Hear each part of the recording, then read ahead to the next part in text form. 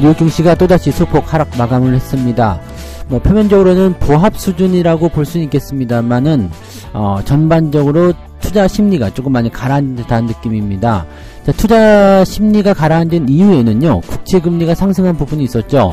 자, 이것은 연준 위원들의 금리 인하와 관련된 내용이 조금 더 많이 작용하지 않았나 생각합니다. 일단은 금리 인하를 하긴 하겠지만 시장이 예상하는 것처럼 그렇게 빠르고 공격적으로 하지는 않을 것이다, 이런 얘기들도 나왔었고요. 그래서 그런 부분들이 좀 있었는데 아무래도 이제 뭐 금리에 민감한 그런 시기이다 보니까 그런 얘기들이 나오는 것 같습니다. 그에 따라서 기술주들도 오르락 내리락 하는 모습이었는데요. 이 상황들 전반적으로 좀 알아보도록 하고요. 오리온의 주가가 큰 폭으로 변동성을 보였죠. 레고캠 바이오를 인수하겠다. 갑자기 과자 회사가 왜 바이오를 인수하겠다는 거야? 자, 오리온 같은 경우는 이전부터 계속적으로 바이오 쪽으로 진출하려는 욕심은 있었습니다. 그런데 이번에 레고캠 바이오를 인수하겠다라는 이야기가 나오면서 전반적으로 기업 가치가 훼손된다, 이런 우려감이 나타나고 있죠. 자, 얼마나 큰 악재인지 알아보도록 하고요. 코스피로 이전 상장한 기업들 많이 있잖아요. 코스닥에서 코스피로 넘어갔는데, 자, 이 기업들의 90%, 10개 중에서 9개가 하락세를 보였다고 합니다. 코스피 이전 상장이 그렇게 썩 좋은 것만은 아닌 것 같다 생각이 들기도 하죠. 하지만 과거의 사례를 보면 분명히 올라간 사례도 분명히 있거든요. 그래서 코스피 이전 상장을 하고 있는 또는 준비하려는 그런 코스닥 기업들 어떤 식으로 봐야 되는지 알아보도록 합니다.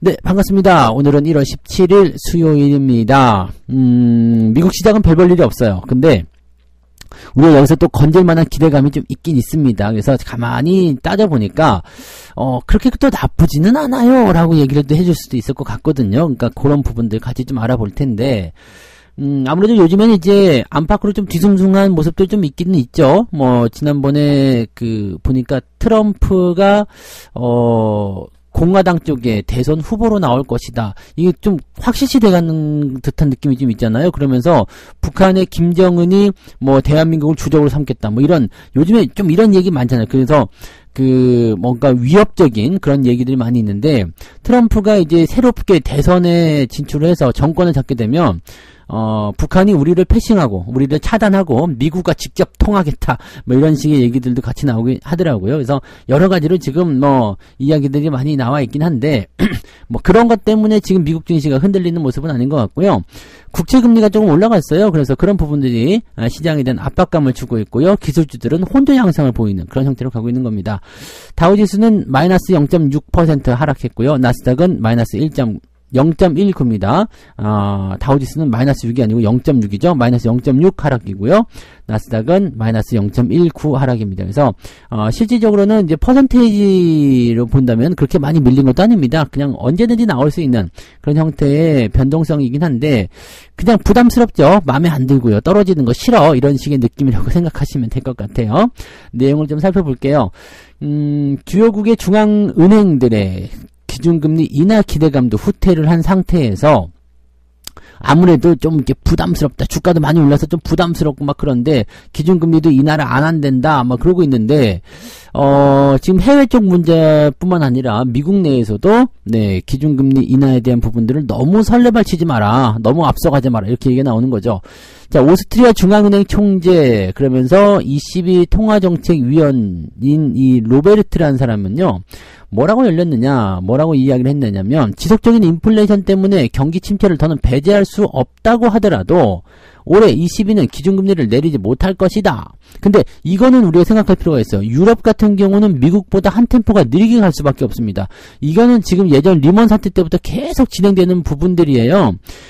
왜냐면 리먼 사태 때 가장 큰 영향을 받은 것은, 사실 리먼 브라더스는 미국에서 파산했다고 치더라도 영향을 크게 받은 것은 유럽이었거든요. 그래서 경제 지표에 대한 부분들 보게 되면 미국이 2008년도 후반부 시점부터 빠르게 상승하는 모습을 보여줬다고 하더라도 유럽은 그 이후에 조금씩 개선되는 모습이 있었죠. 유럽은 그 이후에 뭐 그렉시트, 네, 브렉시트, 뭐 이렇게 파산, 디폴트, 뭐 이런 얘기들 나오면서 아주 곤란했잖아요. 그러면서 미국은 경제 성장을 빠르게 일어나는 반면에 유럽은 굉장히 천천히 진행됐거든요. 그래서 이런 기준 금리에 대한 부분도 마찬가지예요. 미국이 먼저 선제적으로 진행하고 나면 그 다음에 유럽이 들어가는 겁니다. 그래서 유럽이 올해 기준 금리를 내리지 못한다. 충분히 이해합니다. 네, 미국이 금리를 어느 정도 내리고 난 다음에 너희들도 내려와 이렇게 해도 되는 거거든요. 그래서 이 부분은 뭐 그렇게까지 영향을 받을 것 같아 생각은 안 드는데 일단은 기준금리에 대해서 민감한 상태이다 보니까 야 유럽에서도 금리 안 내린대더라 이런 얘기를 하게 되는 상황이 되는 거죠. 그래서 유럽은 지금 기준금리 인하를 낮추기에는 얘네들이 아직 체력이 너무 약하다라고 볼 수 있겠습니다. 이번에 우크라이나 전쟁 때문에라도 또 쥐어 터진 게 있기 때문에 글쎄요, 얘네들은 뭐 물론 그래도 그런 것들 때문에 금리 인하를 좀 낮춰야 될 필요성도 있긴 있죠. 경기 부양을 좀 해야 되잖아요. 그래도 금리를 정하기는 조금은 얘네들 입장에서는 네, 좀 껄끄러울 수도 있겠다라고 볼 수는 있을 것 같아요. 네. 자, 그 다음에 미국의 윌러죠, 윌러. 크리스토퍼 윌러. 이 사람이 무슨 얘기를 했느냐.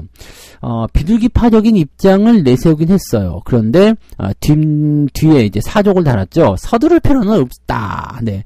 기준금리를 내리기 시작해야 되는 시점은 맞는 것 같아요. 그리고 그것은 질서정연하고 신중하게 단행이 돼야 된다.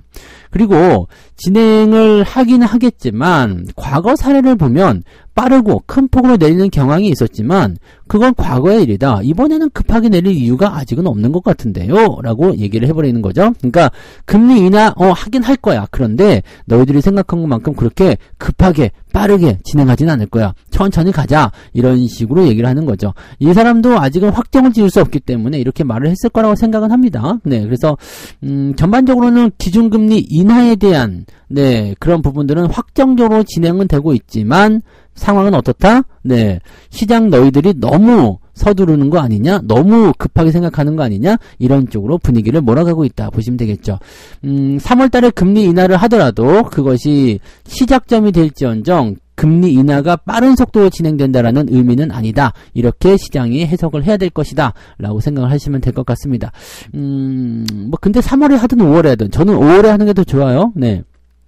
왜냐면 기대감이 조금 더 길게 들어갈 수 있거든요. 그래서 5월에 기준금리 인하하는 쪽으로 저는 생각을 하고 있고 그렇게 하면서 올해 4번 정도 기준금리 인하만 해주면 내년도까지 연결되는 랠리가 나오는 거 아닙니까? 그래서 저는 그렇게 생각하는데 사람들은 빠르게 치고 빠지는 걸 좋아하는가 보죠. 네. 아무튼 기준금리 인하는 될 거예요. 되는데 언제냐가 문제인 거죠. 인상에 대한 생각은 지금 아무도 하고 있지 않다는 것이 중요하겠죠. 네. 자, 기업들 내용을 한번 들어가 볼게요. 은행주들은 실적이 서로 엇갈리는 모습이 있었습니다. 골드만삭스는 시장 예상치를 웃도는 실적, 어닝 서프라이즈입니다. 그래서 4분기 실적이 긍정적으로 나타났는데, 뭐 전체적으로 뭐 괜찮은 모습이에요. 근데 반면에 모건 스탠리 같은 경우는 시장 예상치를 네, 밑도는 실적을 발표했습니다. 골드만삭스는 좋은데 모건 스탠리는 안 좋다. 뭐 헷갈리는 거잖아요. 뭐야? 은행주들이 다 좋으려면 좋고 나쁘려면 나쁘지 어떤 놈은 좋고 어떤 놈은 나쁘고 이게 뭐지? 이렇게 되는 상태가 만들어질 수 있습니다. 자, 그 다음에 실적 발표를 한 기업들 약 30곳 정도의 S&P 500 기업들이 실적 발표를 했는데 약 78% 정도가 예상치를 웃돌았다라고 되어 있어서 전반적으로 4분기 실적도 나쁘지 않은 상황인 것 같아요. 그 다음에 뭐 특별하게 중요하게 생각하는 부분들 지금 기술주의 양대 산맥이라고 볼 수 있는 그런 애플과 네, 마이크로소프트 지금 애플 같은 경우는 주가가 연일 떨어지고 있습니다. 아이폰의 수요 감소 때문이겠죠. 중국 시장이 여전히 네, 불안정한 요소를 가지고 있는 것 같아요. 그래서 애플의 주가는 떨어진 반면에 마이크로소프트는 또 조금 올라갔어요. 야, 나는 올라간다. 그러면서 이제 시총 1위를 막 굳혀가는 그런 형태의 느낌이고요. 이 마이크로소프트의 이런 약진의 배경에는 뭐가 있죠? AI가 있습니다. 테슬라의 주가가 지금 계속 떨어져가지고 뭐 시총이 뭐 120억 달러가 날아갔네 어쨌네 그런 얘기 나오지만 그러든가 말든가 엔비디아는 3% 급등 네 이렇게 나오는 거죠.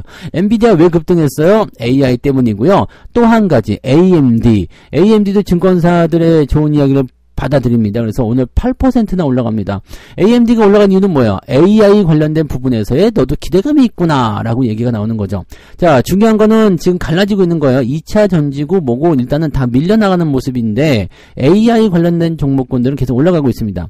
자, 엔비디아나 AMD나 또는 마이크로소프트나 얘네들 AI를 가지고서 주가가 상승하고 있다면 삼성전자, 하이닉스에게 당연히 수혜가 될 수밖에 없겠죠. 우리나라 시장은 지금 개인들의 신용잔고 증가로 인해서 삼성전자, 하이닉스를 좀 의도적으로 누르는 듯한 느낌은 좀 있습니다만, 네, 그거는 어디까지나 의도적인 단기적인 부분일 것이라고 저는 생각합니다. 그래서 기회가 있을 때, 네, 충분히 담아두지 않으면 주가가 갑자기 빵 튀어나갈 때 후회할 일이 생길 수도 있겠다는 얘기죠. 삼성전자, 하이닉스는요, AI 관련해서는 얘네를 따라올 만한 기업이 없습니다. 얘네가 없이는 AI가 없습니다. 라고 생각하시면 되는 거거든요. 얘네들 없이 AI를 어떻게 할 겁니까? HBM이 없는데. 그죠? 그러니까 이 부분을 여러분 생각하셔야 됩니다. 그래서 삼성전자, 하이닉스의 기대감들을 계속적으로 가지셔야 된다는 것을 꼭 잊지 마시고요. 관련된 소부장들도 당연히 나오겠죠. 반등을 항상 기대하고 있습니다만, 이 신용에 대한 부분이라든지 그 다음에 외국인이나 또는 기관들이 의도하는 시점, 그런 포지션들이 어디인지는 우리가 확실히 알 수가 없기 때문에 당장은 답답할 수 있겠죠. 그렇지만 크게 내릴 수도 없습니다. 그런 부분들 안심적으로 생각하시고 대응 포인트를 어떻게 잡아야 되는지를 한번 곰곰이 생각하시면 답이 나올 것 같죠? 네. 저는 두 번째 이야기 넘어갑니다. 네, 두 번째, 레고킴 인수가 왜 대형 악재냐? 네, 왜 떨어지냐? 네. 약간 뜬금없잖아요. 오리온이 갑자기 레고캠 바이오를 인수한대. 오리온은 뭐야? 초코파이잖아요. 초코파이, 네, 보이지 않아도 알아요. 그건데, 레고캠 바이오를 인수한대요. 갑자기 뭐야? 네, 이렇게 얘기가 나오는 모습이죠. 실질적으로 이 오리온 같은 경우는 이제 바이오 사업을 진행한 부분이 있어요. 중국 쪽에서 진행한 부분이 있는데, 그렇다면서 이 신사업 쪽, 이 바이오 사업 확장을 위해서 레고캠을 인수한다. 이런 대규모 M&A, 돈이 많이 든단 말이에요. 그러니까 이런 상태인데, 지금 과자가 잘 팔리느냐? 실제로로 보면은 이런 부분들이 글쎄요시다라는 생각이 좀 들 수가 있죠. 회사 자체가 아직은 튼튼하고, 이런 뭐 시그니처 상품들이 있기 때문에 뭐 크게 문제될 건 없습니다만, 그렇다고 해서 돈을 막 써야 된다는 이유는 아니잖아요. 그죠? 네. 지금 보면은 오리온의 주가가 17.5% 하락했습니다. 이거 엄청난 실망감이죠. 이거는 누가 보더라도 네, 이해가 안 되고, 이거는 뭐야, 어디다가 돈질하는 헛돈 쓰는 거 아니야? 이런 생각이 들 수밖에 없는 거죠. 물론 기업가들의 생각을 다 이해할 수는 없습니다. 그 사람들은 우리와는 다른 뇌구조를 가지고 있거든요. 그래서 보다 건설적이거나 보다 발전적인 상황을 위해서 투자하는 걸 수도 있겠습니다만, 이 상식적으로 이해가 안 가는 것에 대해서는 사람들이 네, 싫어하는 상황이 좀 있죠. 불확실성. 사람들이 제일 싫어하는 게 불확실성이잖아요. 근데 이런 것들이 좀 애매한 거죠. 오리온이 약 5,500억 원을 투자해서 레고캠 바이오의 지분을 25.73% 취득한다. 굳이 이렇게 해야 되느냐라는 거죠. 네, 굳이 왜 갑자기 수천억 원씩이나 투자하면서 네, 이렇게까지 해야 되느냐라는 거가 되는 거고요. 레고캠 바이오의 주가도 떨어지고요. 오리온의 주가도 떨어지고요. 네. 그다음에 지금 이 시점에서 바이오에 투자를 해야 될 이유가 무엇이 있느냐라는 거가 되는 거죠. 가지고 있는 현금을 써가지고 조금 더 공격적인 투자를 통해서 내가 원래 하던 사업이나 잘해야 되는데, 이렇게 굳이 또 다른 것도 아니고 굳이 바이오를 이렇게 해야 될 필요가 뭐가 있느냐. 참 어떻게 보면은 아리송한 부분이긴 하겠죠. 이해가 안 되는 부분 때문에 주가 떨어지는 모습이 되지 않겠습니까? 네. 자, 레고캠 바이오의 지분 인수는 2분기부터 오리온 전사 손익에 반영이 될 것이다 라고 되어 있습니다. 레고캠 바이오의 경상적인 영업 손실은 400억에서 500억 원 정도로 추산되고 있다. 자, 이렇게 되는 건데, 이거 도대체 왜 사는 걸까요? 난 저라면 안 살 것 같거든요. 근데 왜 사는 걸까? 자, 일단은 바이오 기업으로 뭔가 사업 영역을 확장하겠다라는 부분이 있죠. 과거로부터도 계속적으로 진행된 것이 있었습니다. 난치성 치과 치료제 개발, 중국 내에서요. 그 다음에 오리온 바이오로직스와 함께 뭐 국내 백신 기업 큐라티스와 결핵 백신 공동 개발 계획을 체결, 뭐 등등등 여러 가지 바이오 관련한 이슈들이 좀 있었고, 그 행동들이 좀 있었습니다. 그런데 아직까지 거기에서 성과를 얻어내지 못했죠. 오리온이 바이오 기업으로 우뚝 이런 거 없었잖아요. 그리고 뭐 신약 개발이라든지 이런 거는 여러분들도 뭐 바이오 공부 조금 하신 분들은 아시겠지만, 저는 바이오 공부를 안 했음에도 이건 알아요. 신약 개발하기 위해서 돈이 얼마나 많이 드는지요. 네. 왜냐면 우리나라 기업들이 기술력은 굉장히 좋아요. 그런데 돈이 없어서 못하잖아요. 그러다 보니까 기술 수출을 통해서 다국적 기업사들에게 이제 기술을 주고 걔네들이 임상시험하고 거기에 대한 기술 수출료, 로열티 이런 거 받으면서 하는 그런 것이 잭팟이라고 하잖아요. 근데 이렇게 돈이 많이 드는 거. 근데 아직까지도 네, 성과가 없다. 이거는 뭐냐면 아직까지 성과가 없는 것을 이 단단한 캐시카우라고 봐야 되겠죠. 네, 이 원래 본 사업 쪽에서 벌어들인 돈을 이쪽으로 다 꼬라박겠다는 얘기예요. 그러면은 이쪽에서 대단한 성과가 나타나가지고 뭔가 시장을 주도할 수 있는 부분이 나타나면 굉장히 좋은 소식이 될 수도 있겠습니다만 만약에 그게 아니라면 원래 있었던 그 부분까지도 전부 다 휘청거릴 수 있거나 전체 사업 자체가 위험에 빠질 수도 있겠죠. 그래서 실제적으로 이렇게 연관관계가 없는 사업에 진출을 하거나 M&A를 진행할 때는 굉장히 큰 결단이 필요한데 과연 그렇게 하고 있는 것인가? 왜 하필이면 바이오일까? 뭐 이런 생각을 좀 하고 있습니다. 네, 아무튼 이런 상황이 됐다는 것은 일단 기본적으로 기업 주가에 부정적인 영향을 미칠 수밖에 없고요. 지금 당장으로서는 피곤한 상황일 것 같아요. 제가 항상 말씀드리죠. M&A 이슈는 서로 간에 시너지 효과가 일어나야 된다. 자, 신약을 개발하는 것과 초코파이를 판매하는 것은 의미가 없습니다. 아무런 연관고리가 없어요. 그렇기 때문에 지금으로서는 그냥 돈 퍼먹는 네, 그런 거. 엄마 아빠 나 사업하게 돈 좀 주세요 이런 것 같은 느낌일 것 같다 생각이 든다는 얘기죠. 당분간은 이쪽은 건드리지 않는 것이 유리할 것 같다 판단이 드네요. 그죠? 참고하시고요. 세 번째 이야기 봅니다. 최근 5년간 코스피로 이삿짐을 싼 상장사 중에서 주가가 오른 곳은 단 한 곳에 불과하다. 네, 닭에서 코스피로 넘어가면 와 새로운 세상이 열릴 거야. 그냥 희망에 부풀어 있는데 주가가 다 떨어졌다는 얘기죠. 코스피로 최근 5년 동안 이전 상장한 기업은요. W게임즈, 포스코 퓨처엠, 콘텐트리 중앙, MC넥스, PI 첨단소재, LX 세미콘, SK 오션플랜트, BH, 나이스 평가정보, 포스코 DX 이렇게 총 10곳이 있었는데 상장하고 나서 올라간 기업은 포스코 퓨처엠 요놈 하나뿐이다 라고 되어 있습니다. 2019년 5월 29일 날 상장한 가격이 52,900원이었는데요. 지금 30만원. 이거는 왜 이렇게 올랐는지 아시죠? 2차 전지와 관련된 부분에서 주가 상승이 크게 일어났었습니다. 이거 아니었으면 이것도 아니었을 가능성이 높겠죠. 네, 많이 올랐기 때문에 그런 거다라고 생각하시면 되고요. 나머지 9곳은 모두 빠졌다. 이겁니다. 콘텐트리 중앙이 마이너스 60% 반토막도 넘어가는 상황으로 가장 많이 빠졌고요.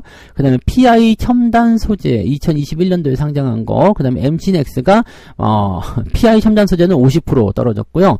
MC넥스는 42%까지 떨어졌습니다. 가장 많이 빠진 것은 이렇고요. 가장 적게 빠진 것은 LX 세미콘 마이너스 3.7%. 포스코 DX조차도 상장 이후에 10% 넘게 하락하는 모습이 나타났었죠. 네. 자, 코스닥 기업이 코스피로 이전하는 이유는 딱 한 가지입니다. 지금 코스닥 같은 경우는 워낙 네, 이 공매도의 공격도 많고 대접도 잘 못 받죠. 네, 그래서 코스피로 넘어가게 되면 야, 나 우리 인정받았어. 우리는 이제 마이너 리그가 아니라 메이저 리그에서 뛰는 거야. 그러면서 약간의 뭐라 그럴까 프리미엄이 좀 붙는 부분이 좀 있습니다. 그래서 얘네들은 인정받는 기업이야. 괜찮은 기업이야. 정말 좋은 기업이야. 이렇게 인정을 받게 되는 거죠. 그러다 보니까 뭐 코스피 200 지수로 편입이 된다거나 아니면은 뭐 MSCI 지수에 편입이 된다거나 이렇게 됐을 경우에는 패시브 자금 구간들, 네, 코스피 200이나 뭐 MSCI 이쪽을 추종하는 자금들이 유입이 될 수 있다는 얘기입니다. 그래서 이렇게 됐을 경우에는 매수가 들어오니까 주가가 올라갈 것이다라고 생각하는 부분이죠. 하지만 실제로 이런 것들에 대한 효과는 굉장히 작다는 걸 꼭 생각하실 필요가 있는 거고요. 얘네들 지금 보면 코스닥 쪽에서 뭐 HLB, LNF, 그다음에 뭐 에코프로비움도 넘어간다는 얘기가 있죠. 뭐 그러면 등등의 여러 가지 종목군은 시총, 셀트리온 제약도 이제 합병으로 해서 그건 넘어갈 거니까 그건 약간 다른 거지만 네, 다 없어질 거란 말이에요. 근데 얘네들이 지금 넘어갈 것이다라고 되어 있지만 실질적으로는 이전 상장 기대감이 점점 줄어들고 있다고 합니다. 그래서 주가가 계속 변화를 겪고 있다, 움직임이 나타나고 있다 이런 얘기가 되는 거죠. 그래서 실제적으로 이제 네, 이 코스피 이전 상장에 대한 부분들에 대해서 회의감을 조금씩 느끼고 있는 부분들이 있는 거 아닌가 생각하고요. 근데 과거 사례를 보게 되면 카카오, 예전에 다음이었죠. 다음이 넘어올 때 그런 부분도 있었고 네이버도 넘어왔잖아요. 얘네들 넘어오면서 다 주가가 큰 폭으로도 뛰었습니다. 그러니까 이게 넘어가는 게 다 무조건 나쁜 게 아닙니다. 나쁜 게 아닌데 일단 코스닥에서 덩치를 굉장히 키워놓은 상태에서 넘어왔어요. 셀트리온도 넘어온 이후에 많이 올라갔잖아요. 그러니까 이런 부분들이 계속해서 상황을 좀 잘 만나게 되면 괜찮을 수도 있다 판단 좀 들어요. 그리고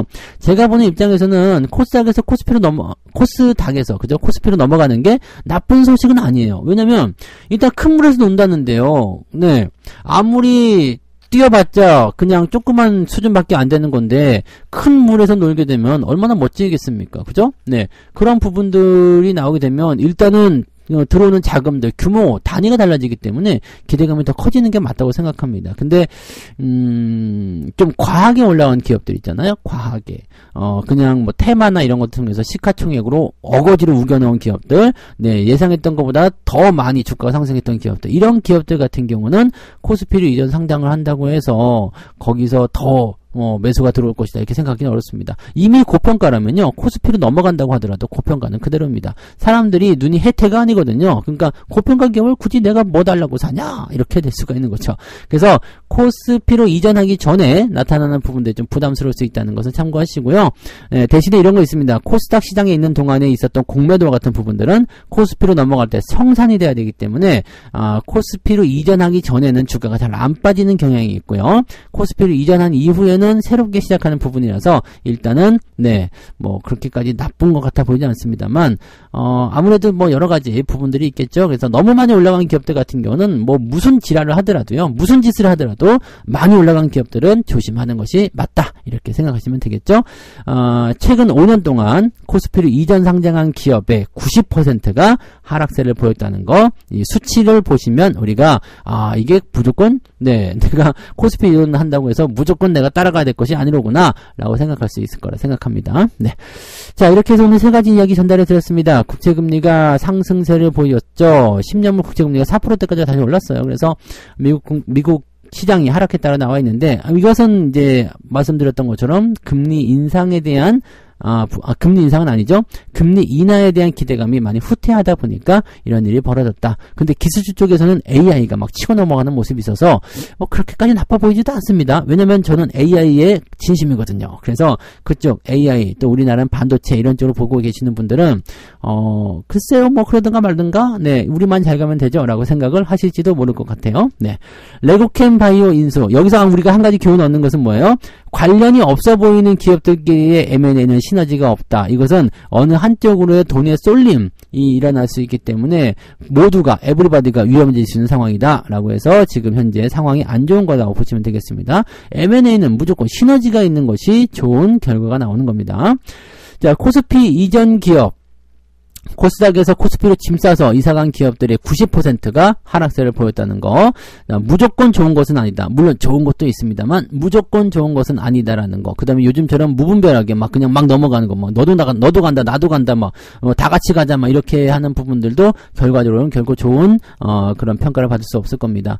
자, 무조건 나쁜 건 아닙니다. 일단은 코스닥에서 넘어가는 것은 좋은 현상이긴 합니다만 고평가되어 있는 기업들은 넘어가더라도 그냥 그렇습니다. 안에서 새는 바가지는 밖에 나가서도 샌다는 것을 잊지 마시기 바라고요. 네, 책 한 꼭지 읽고 마무리하겠습니다. 131페이지입니다.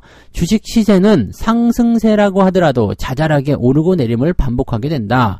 추세의 방향이 올곧게 가고 있다면 작은 변동성은 무시해야 큰 수익이 가능할 것이다. 조금만 빠지면 그냥 발발발발 떨면서 그냥 큰일 났죠요 이러시는 분들 계시는데 큰일 안 납니다. 걱정하지 마시고 조금씩 떨어지면은 오히려 내가 좋아하는 종목이라면 더 사야겠군요 라고 단단하게 결심하시고 대응하시면 좋겠습니다. 오늘은 여기까지 이야기 해드리고요. 장중시장 때 오겠습니다. 오늘 화이팅 하시고요. 오늘은 조금 좋은 분위기 나타났으면 좋겠네요. 네, 장중시장 때 뵐게요. 고맙습니다. 본 방송에서 제공되는 모든 정보는 투자 판단의 참고 자료이며 투자의 최종 책임은 본 방송을 이용하는 본인에게 있습니다.